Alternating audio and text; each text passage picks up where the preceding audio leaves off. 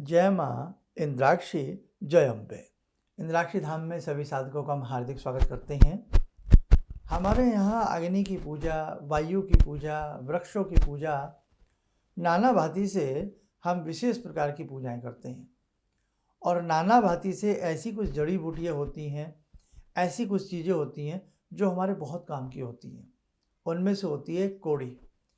कोड़ी का प्रयोग नाना भांति से घर की शुद्धि के लिए, घर की नज़र टोक के लिए, घर के वास्तु के लिए, नाना भांति से घर को सुखमय बनाने के लिए कोड़ी का प्रयोग बहुप्रचलित है।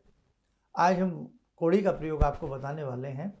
ध्यान से, छोटा सा एपिसोड है, आपके घर के लिए बहुत काम आ सकता है। पहले पंचांग देखते हैं आज का। 11 अप्रैल सन 2026, दिन शनिवार, संवत 2083, बैसाख मास, कृष्ण पक्ष, तिथि नवमी, नक्षत्र उत्तराषाढ़ा, राहु काल 9 से 10:30, दिशा शूल पूर्व दिशा। बात कर रहे हैं हम कोड़ियों की। संसार भर में 160 प्रकार की कोड़ियाँ पाई जाती हैं और कुछ कोड़ियाँ तो इतनी कीमती होती हैं जिनकी कोई कीमत आंक ही नहीं जा सकती, अर्थात बहुत बहुमूल्य होती हैं। कोड़ियाँ नाना भांति के रंगों में मिलती हैं।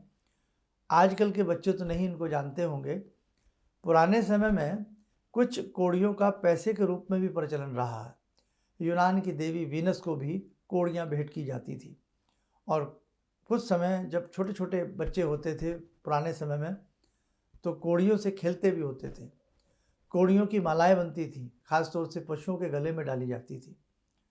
तो कोड़ियाँ जो होती हैं उनका अपना एक इतिहास रहा है। उसी में से पीली कोड़ी, अगर ओरिजिनल पीली कोड़ी आपको कहीं से मिल जाए, बहुत महंगी नहीं होती हैं, लेकिन आज प्लास्टिक का बोलबाला है, आज नाना भांति से फाइबर का बोलबाला है। तो इस प्रकार से फाइबर और प्लास्टिक के मिश्रण से या किसी प्रकार से नाना चीज़ें चल रही हैं आजकल। पता नहीं लगता है कि ये रियल है या कैसी है।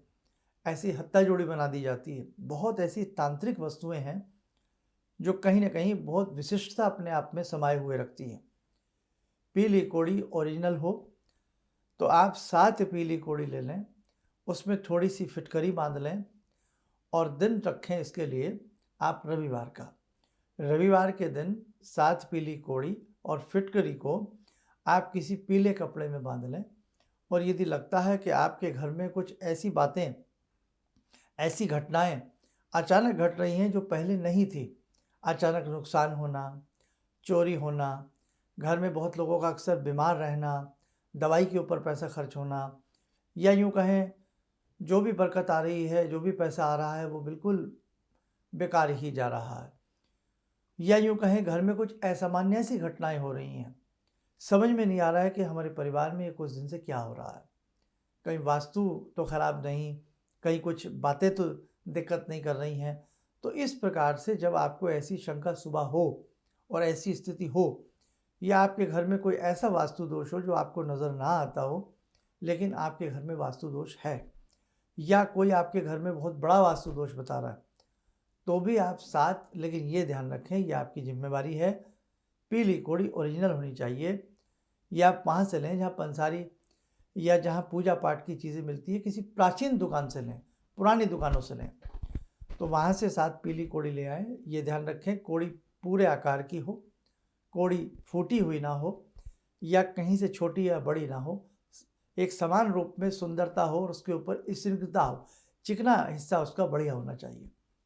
तो 7 पीली कोड़ी रविवार की सुबह, और यदि राहु काल को छोड़ करके करें, राहु काल जो रविवार में रहता है वो 4:30 बजे से 6 बजे के बीच में रहता है, शाम के समय में।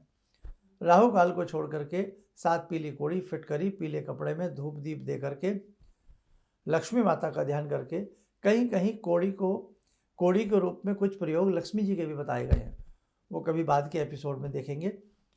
तो कहने का भाव, लक्ष्मी माता का ध्यान करके, हाथ जोड़ करके कि मेरे घर का समस्त दोष दूर हो जाए, और आप अपने घर के मुख्य दहलीज के पीछे की तरफ कील लगा करके उसको बांध दें।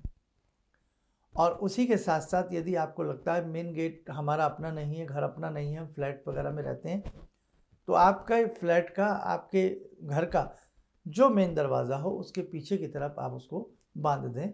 रविवार दिन में ये प्रयोग करें, न सुबह सुबह करें न शाम को करें। 12 बजे से पहले करें दिन में, और दिन के 9 बजे के बाद करें। आप करके देखें, धीरे धीरे आपके घर में आनंद मंगल होने लगेगा। और इसी के साथ साथ आप प्रतिदिन हिंदी में या संस्कृत में एक बार दुर्गा कवच का पाठ प्रारंभ करें। आप देख लेना, पीली कोड़ी के आपको अद्भुत चमत्कार देखने को मिल जाएंगे। और ऐसा भी कहा जाता है कि रास्ते में यदि आपको सीधी चित लेटी हुई पीली कोड़ी मिल जाए और आप किसी विशेष काम के लिए जा रहे हैं, तो उसको उठा करके मस्तक से लगा करके जेब में डाल लेना चाहिए, आपका कार्य संपन्न होगा। यदि उल्टी पीली कोड़ी मिल जाए, ये फूटी हुई कोड़ी आपको रास्ते में दिखाई दे, तो उससे बाईं तरफ का रास्ता काट करके हमें सीधे निकल जाना चाहिए। आप में से बहुत लोग होंगे जिन्हें कोड़ी तो समझ में नहीं आ रही होगी कि कोड़ी होती क्या है, तो आप एक छोटा सा एक चित्र देख लें ताकि आपको पता लगे कोड़ी किसको कहते हैं। तो ये कोड़ी होती है, और बस आप प्योर लाएं, ओरिजिनल लाएं, आपके अनेकों प्रकार के कार्य सिद्ध ये कोड़ी करेगी। समय हो चला आज की ध्यान साधना का। जुड़ते हैं जगत जननी माँ जगदम्बा से। ॐ सिन्दूरारुण विग्रहां त्रिनयनां माणिक्यमूलस्फुरात् स्तारानायकशेखरं स्मितमुखी वापेन वक्षोरुवां पाणिभ्यामलपूर्णरत्नचषकां रत्नोत्परां बिभ्रति सौम्यां रत्नगटस्थरक्तचरणां ध्यायेत्परां अम्बिकां खड्गं चक्रगदेषु चापपरिगान् शूलम्बुशुण्डिं शिरा शङ्खं संदधतीं करे स्त्रीनयनां सर्वाङ्गभूषावृतां नीलासमद्युतिमास्य पाददशकां सेवे महाकालिकां यामास्तो स्वपितैहरो कमलजो हन्तुं मधुं कैटवं विद्युद्दाम समप्रभां मृगपते स्कन्दस्थितां भीषणां कन्या विहकरवालखेटविलसा धस्ताविरासेवितां हस्तैश्चक्रगदाशिखेटविशिखां चापं गुणं तर्जनीं विप्राणामलिलात्मिकां शशिधरां दुर्गां त्रिनेत्रां भजे। कवच बना लें, ध्यान करें, भगवती का शुभ आशीष हम सबके ऊपर बरस रहा है।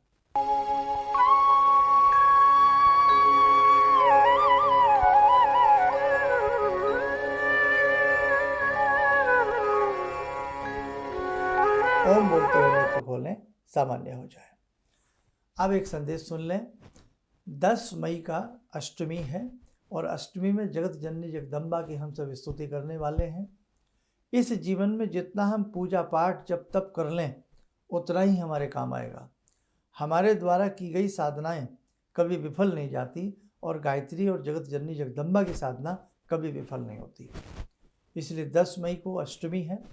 जो भी आसपास के साधक अष्टमी में आना चाहते हो, सम्मिलित होना चाहते हो, अपना नाम नंबर लिखवा दें। सुबह 11 से 1 बजे के मध्याह्न में यह आयोजन रहेगा। अब इसके अगला जो पड़ाव रहेगा वो 15 जून का रहेगा। 15 जून की सोमवती अमावस्या है।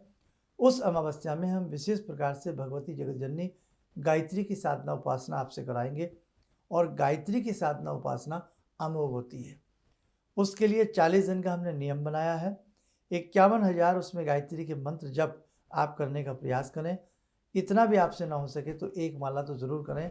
इसके लिए पूरा डिटेल के साथ एक वीडियो आपको मिलने वाली है। दोनों ही आयोजनों में यदि आप आना चाहते हैं, अपना नाम नंबर इसके लिए लिखवा दें। बहुत लोग पूछते हैं नाम नंबर क्यों लिखवाया जाता है। इसलिए लिखवाया जाता है ताकि आयोजन में कितने साधक आ रहे हैं और वहाँ बैठने उठने की कितनी व्यवस्था है उसका अच्छे से पता लग सके। दूसरी बात, कहीं ना कहीं सुरक्षा के लिहाज से भी नाम नंबर बहुत ज़रूरी होते हैं। तो ध्यान रखें, आगामी जो आयोजन है वो बहुत ही चमत्कारिक रूप से होने वाला है, कष्टों का निवारण करने वाला है। आपके पितरों को दोष भी यदि आपके ऊपर लगा हुआ है पितृ से संबंधित, तो उस दोष से भी आप शीघ्र मुक्त हो जाएंगे। तो इसलिए ध्यान रखें, 15 जून के आयोजन में या 10 मई के आयोजन में आने का आप लोग प्रयास जरूर करें। चलिएगा, आप स्वस्थ रहें, सुखी रहें। इन्हीं शुभकामनाओं के साथ हम अपनी वाणी को विराम देते हैं। जय जय अम्बे। किसी भी समस्या के समाधान के लिए मिले प्रसिद्ध हस्तरेखा एवं वास्तु विशेषज्ञ प्रोफेसर धर्मेंद्र शर्मा जी से। नोट: शिविर में भाग लेने हेतु एवं व्यक्तिगत रूप से मिलने के लिए कॉल करने का समय सुबह 10 बजे से शाम 6 बजे तक। हमारे विभिन्न ज्ञानवर्धक कार्यक्रम देखने के लिए आप हमें अभी सब्सक्राइब करें, बेल आइकन को प्रेस करें ताकि आप देख सकें हमारा कार्यक्रम सबसे पहले। और अधिक जानकारी के लिए फेसबुक पेज को लाइक करना न भूलें।